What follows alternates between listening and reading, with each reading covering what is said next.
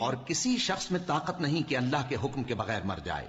اس نے موت کا وقت مقرر کر کے لکھ رکھا ہے، اور جو شخص دنیا میں اپنے اعمال کا بدلہ چاہے اس کو ہم یہیں بدلہ دے دیں گے، اور جو آخرت میں طالب ثواب ہو اس کو وہاں اجر عطا کریں گے، اور ہم شکر گزاروں کو عنقریب بہت اچھا صلہ دیں گے.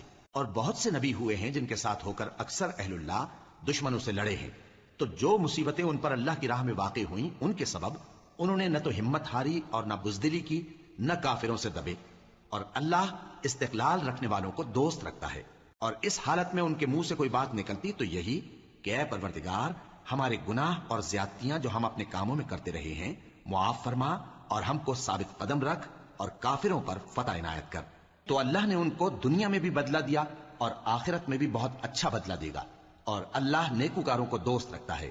مومنوں، اگر تم کافروں کا کہا مان لوگے تو وہ تم کو الٹے پاؤں پھیر کر مرتد کر دیں گے.